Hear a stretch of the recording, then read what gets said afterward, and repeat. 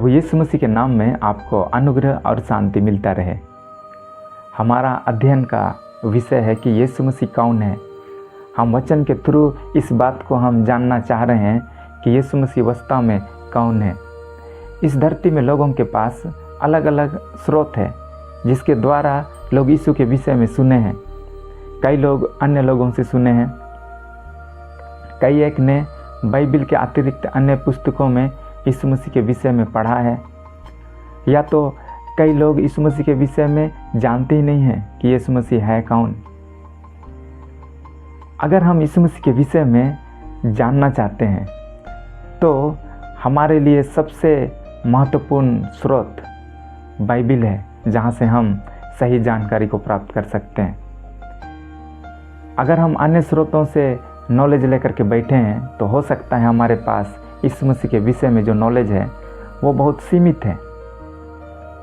Bible से अगर हम चीज़ों को देखेंगे तो यीशु मसीह के विषय में बहुत गहरा ज्ञान है, यीशु मसीह के विषय में बहुत बड़ा अध्ययन है।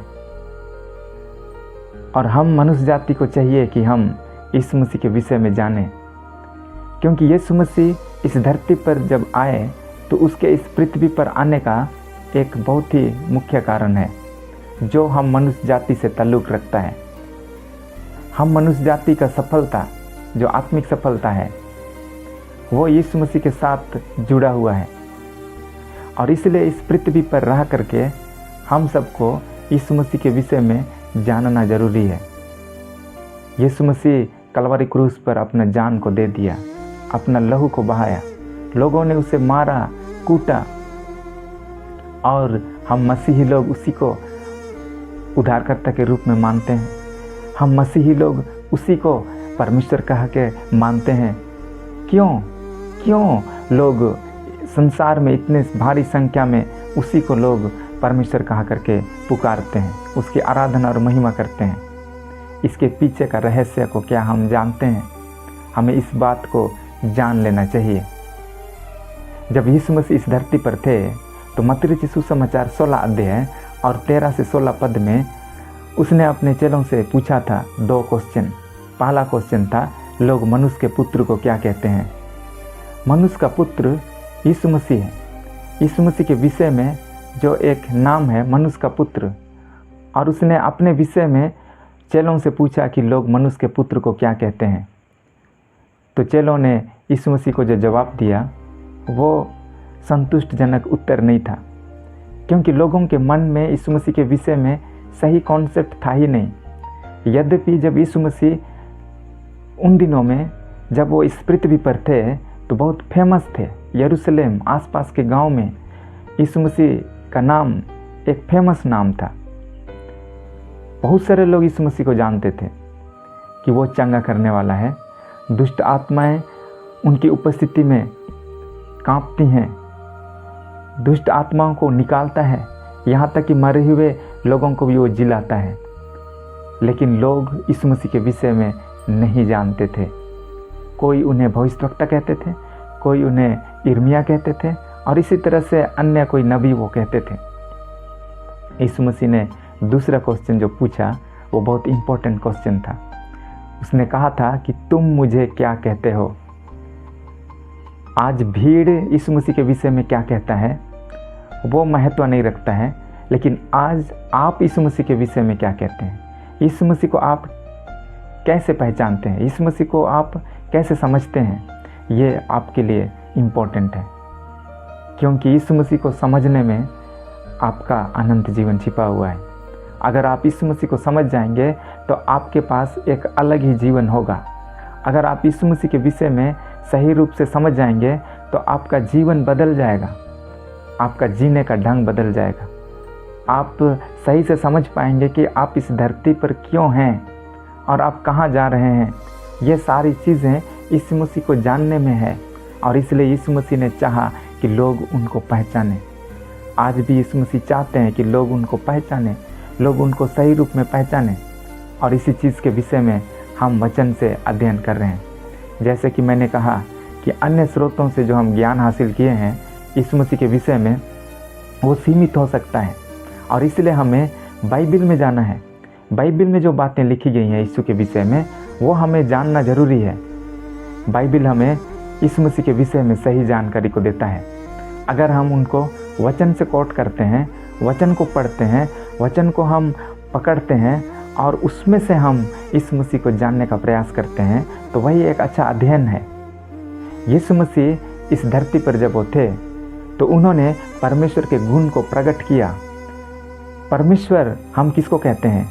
जो हमसे ऊपर है, मनुष्य जाति से जो ऊपर लेवल का है, वही हमारा परमेश्वर हो सकता है। हमसे नीचे लेवल का को हम परमेश्वर कैसे मानेंगे?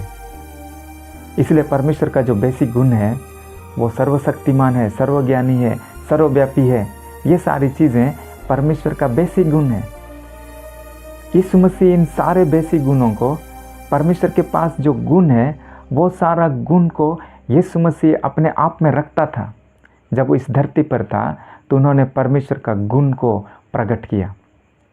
हम मनुष्य का सामर्थ्य सीमित है, लेकिन परमेश्वर वो तो सर्वसामर्थी है। उसके लिए कुछ भी काम कठिन नहीं है। वो सारे नियमों को तोड़ करके काम करने वाला परमेश्वर है। इस धरती पर बहुत सारा नियम काम करता है। उन सारे नियमों को तोड़ करके परमेश्वर काम करता है, क्योंकि उसके लिए कोई नियम काम नहीं करेगा, क्योंकि उसी ने सारे नियम को बनाया है। जब इस धरती पर हम कोई चीज़ को अपने हाथों में उठा लेंगे और उनको अगर हम छोड़ देंगे तो वो नीचे की ओर गिरेगा। आपको पता है वो क्यों गिरता है? गुरुत्वाकर्षण बल इस पृथ्वी पर है और वो उसको नीचे खींच लेता है और इसलिए वो नीचे गिरता है। और आज हम सब इस पृथ्वी पर चल पाते हैं क्योंकि गुरुत्वाकर्षण बल हमको नीचे खींच करके रखा है। साइंस इस बात को बताती है। लेकिन ये सारे नियमों को बनाने वाला क्रिएटर परमेश्वर है। और यीशु मसीह जब इस धरती पर थे तो वो खुद परमेश्वर थे। परमेश्वर का एकलौता पुत्र इस धरती पर देह धारण किया, वो तो परमेश्वर था। और उसने इस पृथ्वी पर जब आया तो परमेश्वर के जैसे उन्होंने काम किया। परमेश्वर जैसा काम करता है वैसे ही उसने इस धरती पर काम किया। परमेश्वर का जो गुण है, परमेश्वर काम करने का जो तरीका है और उसमें जो हमें गुण दिखता है, उसमें जो पहली चीज़ है कि परमेश्वर सर्वसामर्थी है। सब रीति से वो सामर्थी है। परमेश्वर किसी चीज़ से हारा हुआ नहीं है। परमेश्वर कोई चीज़ से हार गया और बैठ गया कि नहीं मुझसे ये नहीं होगा, ऐसा नहीं। परमेश्वर जिसकी हम आराधना करते हैं, जिसके बारे में हम सोचते हैं कि वो परमेश्वर सर्वसामर्थी है, सारी चीज़ों से वो सामर्थ्य रखने वाला है। और इसलिए यीशु मसीह जब इस धरती पर थे तो उन्होंने सर्वसामर्थी परमेश्वर का गुण को पूरा किया। लूका रचित सुसमाचार उसका 8 अध्याय और उसका 22 से 25 में यीशु मसीह ने आंधी को डांटा और आंधी थम गया। बाइबल बताती है उसके चेले और यीशु नाव पर झील के पार जा रहे थे और उस झील में आंधी उठ गया और यीशु मसीह सो रहे थे। और तब चेलों ने उनको जगाया, वो बहुत डर गए। वो कहने लगे कि हम डूबने वाले हैं। और जब यीशु मसीह जागा तो बाइबल बताती है कि उसने आंधी को डांटा कि तू थम जा। और जैसे ही उन्होंने वचन को बोला थम जा, तो वो आंधी थम गया। इस अध्याय में हमें यीशु मसीह का 2 गुण हमें देखने को मिलता है। जब यीशु मसीह इस धरती पर थे तो पूर्ण मनुष्य थे और इसलिए वो सो रहे थे, लेकिन दूसरी ओर यीशु मसीह पूर्ण परमेश्वर भी थे। यीशु मसीह ही एक ऐसा है जो मनुष्य हैं और साथ में परमेश्वर भी हैं। परमेश्वर देह में आ गया, देह में है इसलिए वो मनुष्य है, लेकिन इस देह में रह करके उसने परमेश्वर के गुणों को पूरा किया। और उसने जब आंधी को डांटा तो वो थम गया। और इस बात से जितने चेले थे वो चकित हो गए कि ये कैसा मनुष्य है जिसकी बात को आंधी तक मानती है। दूसरा जो परमेश्वर का गुण को उसने प्रकट किया है वो सर्वज्ञानी। सर्वज्ञानी का मतलब सब कुछ जानने वाला। क्या मनुष्य दूसरे व्यक्ति की बातों को सब कुछ जान सकता है? कभी नहीं। कुछ बातों को वो गेस कर सकता है, कुछ बातों को वो जान सकता है, लेकिन सारी बातों को वो नहीं जान सकता है। लेकिन जब यीशु मसीह इस धरती पर थे तो उन्होंने ऐसे कई मौक़ों पर इस बात को प्रूव किया कि वो अन्य व्यक्ति के सारे बातों को वो जानता था, और इसलिए तो वो हमारा परमेश्वर है।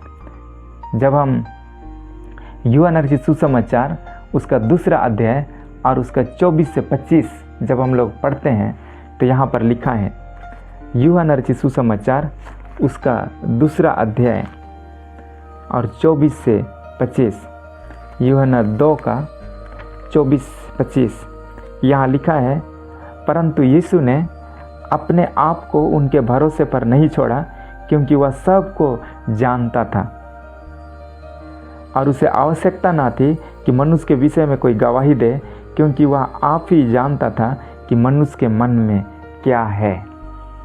वो मनुष्य के मन में क्या है इस चीज़ को वो जानता था। ऊपर में लिखा है वह सबको जानता था। यीशु मसीह जानता था, जब इस धरती पर था तो हर एक व्यक्ति को वो जानता था, हर एक के मन में वो क्या है इन सारी चीज़ों को वो जानता था। आपको पता है आज भी यीशु मसीह आपको जानता है, आपके विषय में वो सारी चीज़ों को वो जानने वाला है। वो सर्वज्ञानी है। अगर वो परमेश्वर सब कुछ को जानता है तो हम उससे कुछ भी छिपा नहीं सकते हैं, और इसलिए हम लोगों के सामने दिखावटी कर सकते हैं, लोगों के सामने हम अपने आप को बन सकते हैं, एक्टिंग कर सकते हैं, लेकिन जब यीशु मसीह के पास आते हैं तो हम कभी भी बनावटी नहीं कर सकते हैं, क्योंकि वो परमेश्वर हमारी भीतरी बातों को जानता है। वो परमेश्वर हमारे मन में क्या है इस चीज़ को जानता है। और इसलिए जब हम यीशु के पास आते हैं तो बाइबल हमें बताती है जैसा हम हैं वैसे हमें उसके पास आना है। हमें अपने आप को दिखाने की ज़रूरत नहीं है। अगर हमारे जीवन में गलतियाँ त्रुटियाँ हैं तो उन गलती त्रुटियों को हमें छिपाना नहीं, लेकिन उसको हमें यीशु के सामने प्रकट करना है, और तब हमें अपने लहू से हमें शुद्ध करेगा और हमें एक नया जीवन वो देगा। और इसलिए यीशु मसीह चाहता है कि हम उसके पास ईमानदार बने। यीशु मसीह के पास हम दिखावटी नहीं, लेकिन उसके पास हम ईमानदारी रूप में हम उसके पास आ सकते हैं, क्योंकि उसके विषय में बाइबल बताती है वो सर्वज्ञानी है, वो सब कुछ को जानता है। और इसलिए आज हम घबराए नहीं, क्योंकि वो आपके मन को जानता है। यदि आप यीशु मसीह के लिए कठिनाई के साथ में आप जी रहे हैं, प्रभु यीशु मसीह के नाम को लेकर के आप सताए जा रहे हैं, तो आपको घबराने की ज़रूरत नहीं है, आपको डरने की ज़रूरत नहीं है, क्योंकि यीशु मसीह आपको जानता है, आपके मन को वो जानता है। यदि आज लोग आपको निंदा करते हैं, आज लोग आपको बदनाम करते हैं, लोग आपके विषय में तरह तरह की बातें बोलते हैं, लेकिन सच्चाई आप जानते हैं कि सच्चाई तो और कुछ है, तो आप यीशु मसीह के पास आएँ। वो यीशु मसीह आपको जानता है। जिस तरह से यूसुफ के विषय में मिस्र देश में जब लोगों ने झूठा इल्ज़ाम लगाया, जब सारे लोग उनके विरुद्ध में खड़े हो गए, यूसुफ अकेला था जिसने परमेश्वर के ऊपर भरोसा रखा। उसका मन को परमेश्वर जानता था, और एक दिन आगे चल करके यूसुफ को उसने बहुत ऊपर उठाया, और उस मिस्र देश में जहाँ वो नौकर बन करके आया था, उसने उसी जगह पर प्रधानमंत्री करके नियुक्त किया, क्योंकि उसका मन सच्चा था। वो सच्चे रूप में विश्वास योग्यता के साथ परमेश्वर के वचन पर वो चल रहा था। यीशु मसीह सर्वज्ञानी है। जब हम अन्य वचन को हम देखेंगे, मरकुस रचित सुसमाचार उसका 2 अध्याय और उसका 8 पद, मरकुस 2 अध्याय और 8 पद, यहाँ इस प्रकार से लिखा है,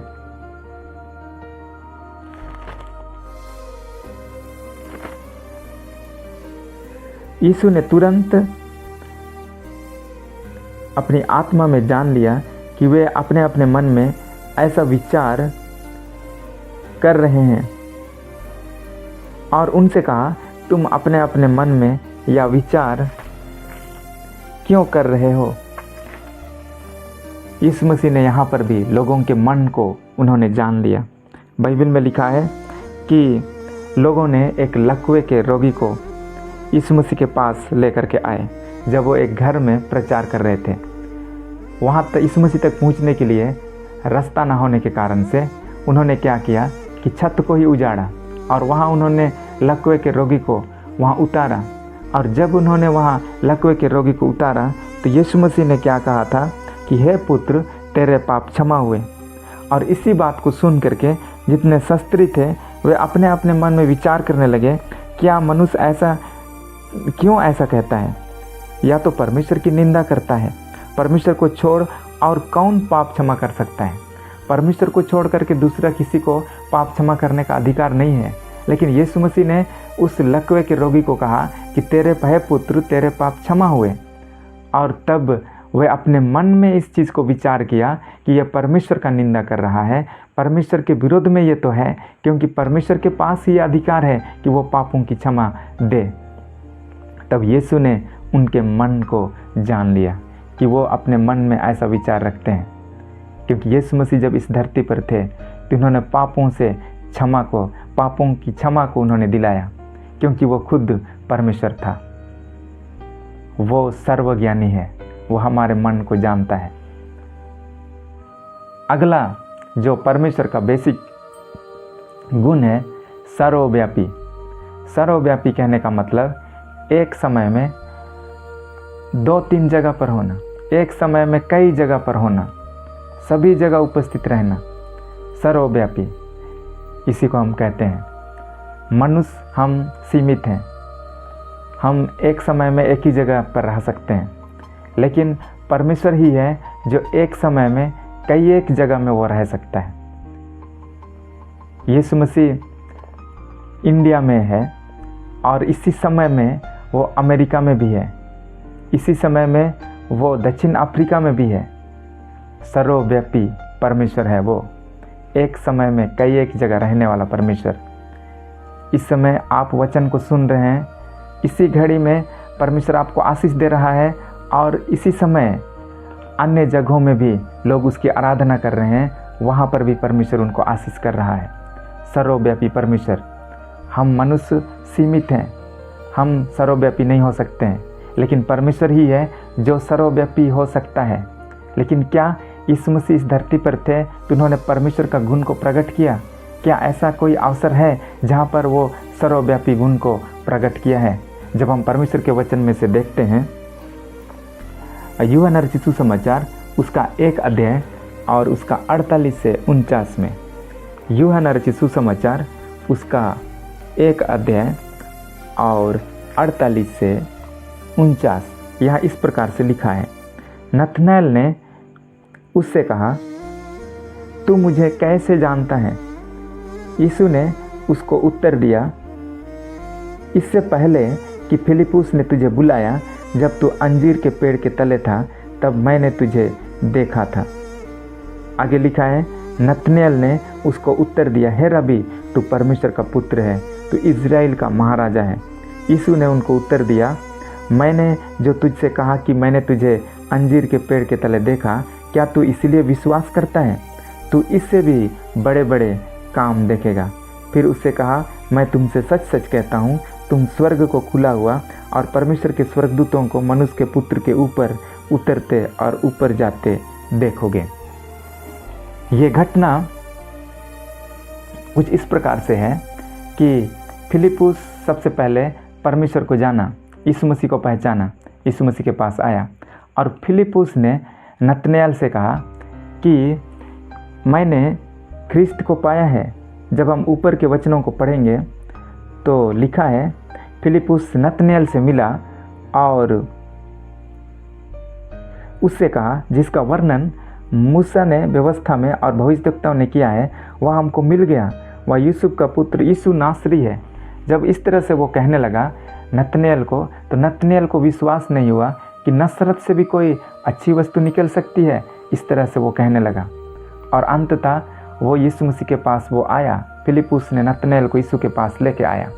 जब यीशु मसीह के पास नतनएल को लाया गया तो यीशु ने उनसे कहा कि ये वचन से हम देखेंगे 47 में, देखो यह सचमुच इजरायली है और इसमें कपट नहीं। इस तरह से उसने नतनएल के विषय में कहा।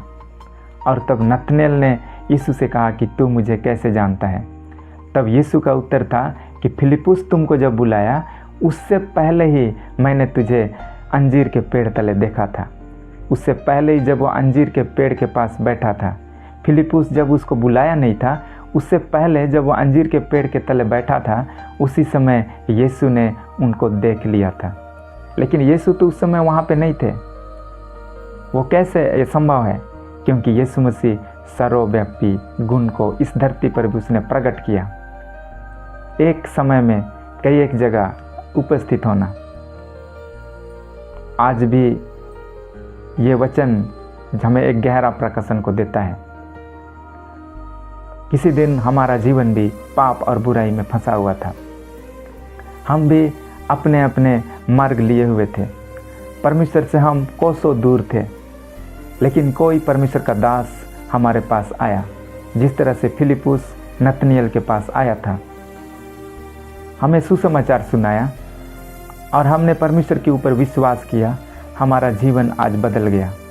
लेकिन क्या कोई सेवक जब हमारे पास आया, परमेश्वर का दास कोई हमारे पास आया, तभी क्या यीशु मसीह ने हमें देखा था? नहीं, उससे पहले ही यीशु मसीह ने हमारे जीवन को देख लिया था, जिस तरह से उसने नतनेल को देखा था। यीशु मसीह सर्वव्यापी परमेश्वर है, एक समय में कई एक जगह रहने वाला परमेश्वर। अगर हम मत्ती रचित सुसमाचार उसका 8 अध्याय और 5 से 13 को अगर हम पढ़ेंगे, मत्ती रचित सुसमाचार उसका 8 अध्याय 5 से 13, यहाँ इस प्रकार से लिखा है। जब वह कफरनहूम में आया तो एक सूबेदार ने उसके पास आकर उससे विनती की, हे प्रभु, मेरा सेवक घर में लकवा रोग से बहुत दुखी पड़ा है। उसने उससे कहा, मैं आकर उसे चंगा करूँगा। सूबेदार ने उत्तर दिया कि हे प्रभु, मैं इस योग्य नहीं कि तू मेरी छत तले आए, परंतु केवल मुख से कह दे तो मेरा सेवक चंगा हो जाएगा। यहाँ पर एक सूबेदार के सेवक को यीशु ने चंगा किया, और वो वहाँ जा कर के उसने चंगा नहीं किया, लेकिन इस सूबेदार का जो वचन था वो विश्वास से भरा हुआ था। जब यीशु ने कहा कि मैं आकर के उसे चंगा करूँगा, तो सूबेदार का कहना था कि वचन ही कह दीजिए कि मेरा सेवक चंगा हो जाएगा। और उसके विश्वास के अनुसार उसने कहा कि जा, तेरे विश्वास के अनुसार हो। और जब सूबेदार वहाँ से निकल गया तो उसने अपने सेवक को चंगा पाया। वो एक समय में वो कई एक जगह उपस्थित होकर के उसने उस सूबेदार के सेवक को चंगा किया। यद्यपि यहाँ वचन का सामर्थ्य को भी हम देख सकते हैं। यीशु मसीह का जो वचन है वो सामर्थी है, और वो समय से और स्थान से बांधा हुआ नहीं है।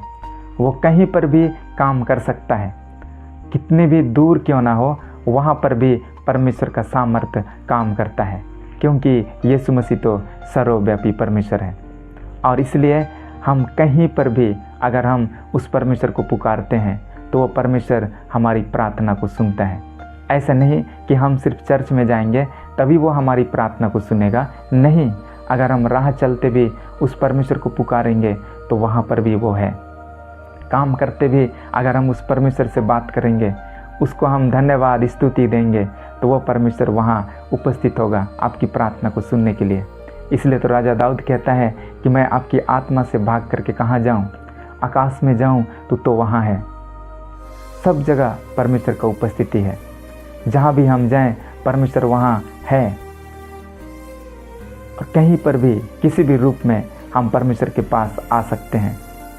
इस दुनिया में जितने बड़े बड़े लोग हैं, उनके पास जाने के लिए उनके पास आपका पहुँच होना चाहिए, उनके साथ आपका संबंध होना चाहिए। वो उनके साथ उनसे बात करने के लिए लोग आपका अपॉइंट करते हैं, तभी जा कर के आप उनसे मिल सकते हैं। और वो एक निश्चित समय देते हैं कि इतना से इतना समय तक कि आप मुझसे मिल सकते हैं। लेकिन हमारा परमेश्वर, हमारा यीशु मसीह, वो किसी भी समय में अगर आप उसके पास आएंगे, सच्चे दिल से उसको आप पुकारेंगे, तो वो परमेश्वर आपकी प्रार्थना को सुनेगा। कोई भी किसी भी हालत में आप क्यों ना हो, आप चाहे गरीब लाचार हैं, आपको लोगों ने छोड़ दिया है, लेकिन अगर आप इस मसीह को पुकारेंगे तो वो परमेश्वर आपकी प्रार्थना को सुनने के लिए वो तैयार है। किसी भी हालत में आप क्यों ना हो, कहीं पर भी हो, वो परमेश्वर आपकी प्रार्थना को वो सुनेगा। आपको पता है एक ही जगह है जहाँ परमेश्वर का उपस्थिति नहीं है, वो है प्रकाशित वाक्य में जो लिखा है आग की झील या तो नरक, वहाँ परमेश्वर की उपस्थिति नहीं होगी। और इसलिए परमेश्वर चाहता है कि हम उसके साथ रहें, उनके पास रहें। और अभी वो समय है जब हम उसको पुकार सकते हैं, अभी वो समय है जब हम अपना जीवन उसको दे सकते हैं। हमारे लिए अवसर है, अच्छा अवसर है। हर दिन हमारे लिए मौका है कि हम अपने जीवन को बदलें।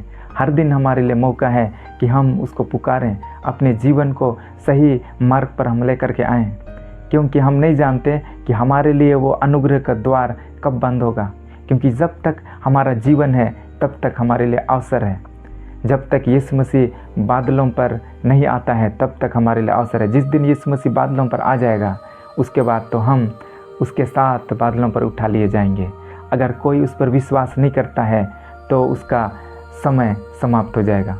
और इसलिए ये समय है हर दिन, इसलिए वचन में लिखा है आज ही उद्धार का दिन है। और इसलिए कल के विषय में हमें समय को टालना नहीं है, लेकिन आज ही अपने जीवन को प्रभु के हाथ में हमें सौंप देना है और हमें अपने जीवन में आगे बढ़ना है।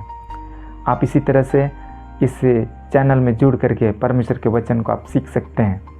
अगले अध्ययन में हम इसी टॉपिक को हम आगे जारी करेंगे। प्रभु आपको आशीष देने पाए। आमीन।